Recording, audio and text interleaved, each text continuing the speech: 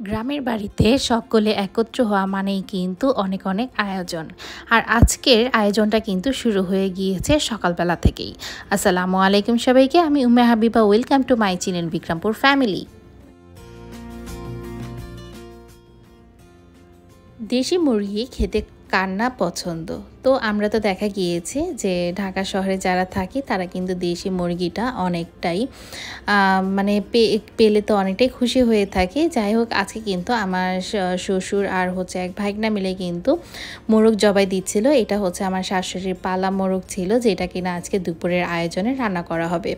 এখানে হচ্ছে 2টা মোরগ সে বেঁধে রেখেছিল, মানে এটা হচ্ছে খোয়ার থেকে হচ্ছে সকালবেলাতে আর ছাড়া হয়নি। যাই হোক, এখন কিন্তু মোরগটা কেটে নিচ্ছিল। আর এমনি তো বাড়িতে গেলে একটার পর একটার আয়োজন তো চলতেই থাকে। দেখা গিয়েছে এই ঘরে কিংবা ওই ঘরে, এক ঘর থেকে আরেক ঘর হচ্ছে আয়োজন চলতেই থাকে।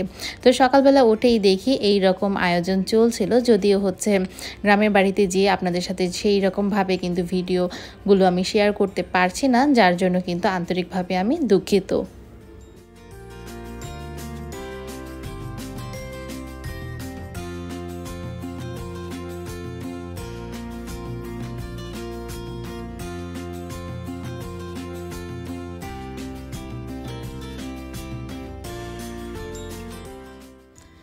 ঈদের দিন তো আমাদের মোটামুটি অনেক কিছুই খাওয়া হয়েছে, যার কারণে হচ্ছে ঈদের পরের দিন এই তো বোরা ভাজা হচ্ছিল। কারণ এটা দিয়ে হচ্ছে পানিযুক্ত ভাত ছিল, মানে যেটাকে কিনা আমরা পান্তা ভাত বলি।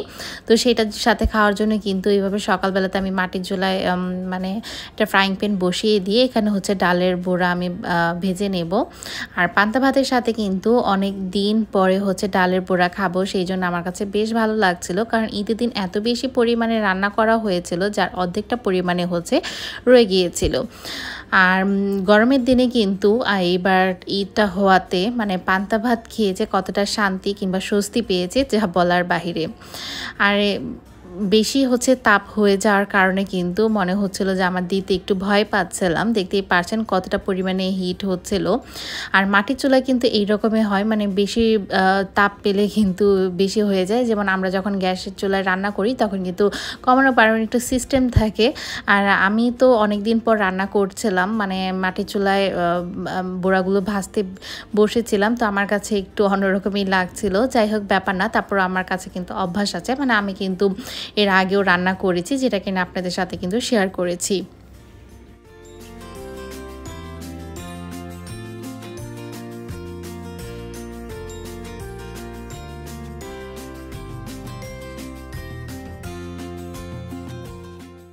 কোথাও গেলে কিন্তু আমাদের গৃহিণীদের কখনোই কাজ থেমে থাকে না, একটার পর একটা কিন্তু করতেই হয়।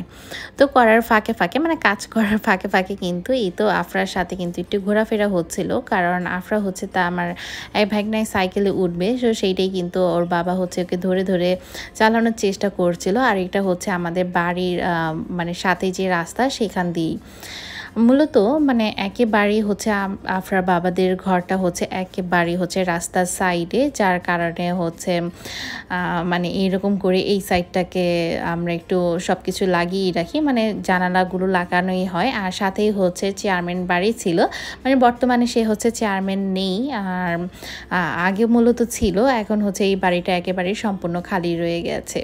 আর দেখতেই পাচ্ছেন ঘর কিন্তু, মানে বিক্রমপুরের ঘর যেই রকম হয় সেই রকমই কিন্তু আপনাদের সাথে শেয়ার করছি। আফরা কিন্তু অনেকটাই পরিমাণে এক্সাইটেড ছিল।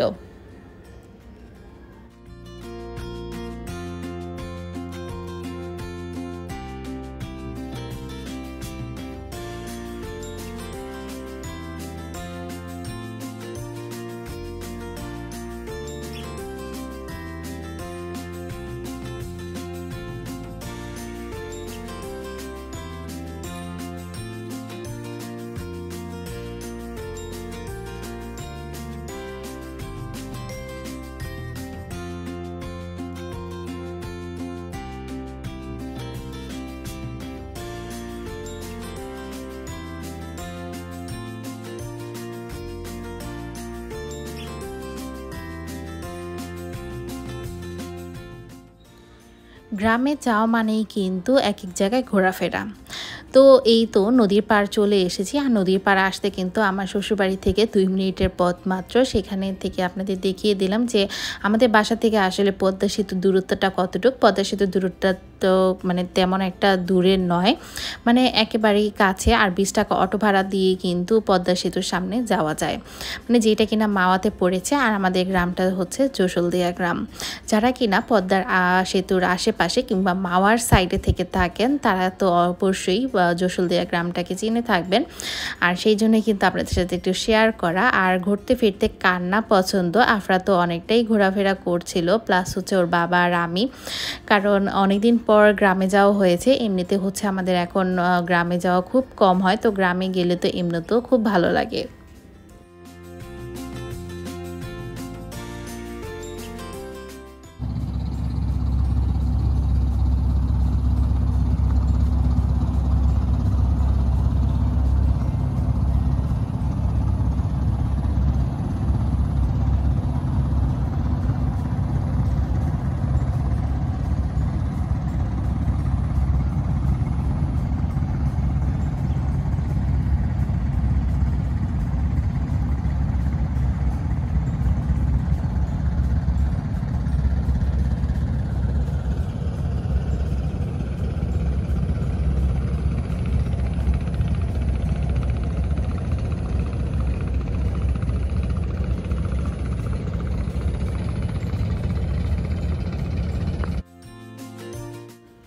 দুপুরের রান্না বান্নাটা কিন্তু আপনাদের সাথে আমি শেয়ার করতে পারিনি, কারণ একটু দেখতেই পেরেছেন যে ঘুরতে গিয়েছিলাম, যার কারণে রান্না বান্না কিংবা খাওয়া দাওয়া এগুলো কিন্তু স্কিপ করে গিয়েছি। আর দেখতেই পারছেন এক বালতি মাছ ধরে নিয়েছে, যেটা কিনা কাঁটাযুক্ত।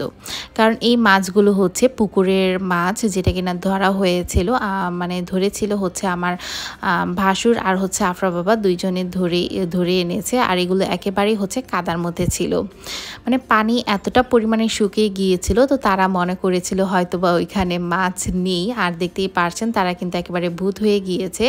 আসলে পানি থাকলে হয়তো বা এইরকম কাঁটাযুক্ত মাছগুলো হতো না, একেবারেই যে কাদার থেকে তুলে তুলে এনেছে, সেই জন্য কিন্তু এরকম কাদা।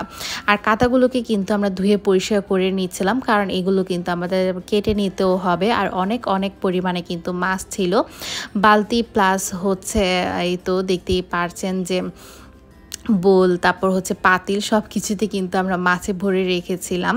আর মাছ কিছুটা পরিমাণে তাজাও ছিল, আবার কিছুটা মরেও গিয়েছিল, কারণ পানির কারণে, মানে বৃষ্টি হচ্ছে না আর বাইরে এতটা পরিমাণে রোদ।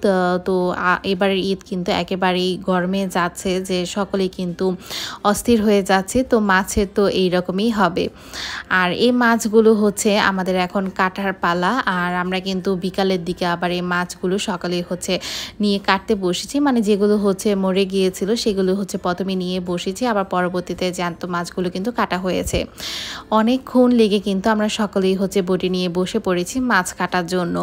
তো ঈদের মধ্যে গেলে কিন্তু এইরকম দেশি মাছ কার কার না পছন্দ। আর এমনিতে কিন্তু দেশি মাছ খেতে আমাদের খুবই ভালো লাগে, পুকুর থেকে ধরা মাছ, আর এই মাছগুলো খেতে অসম্ভব মজার।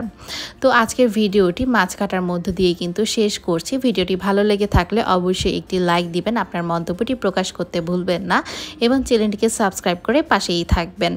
এই পর্যন্ত সকলেই ভালো থাকবেন, আমাদের জন্য দোয়া করবেন। আল্লাহ হাফেজ, আসসালামু আলাইকুম সবাইকে।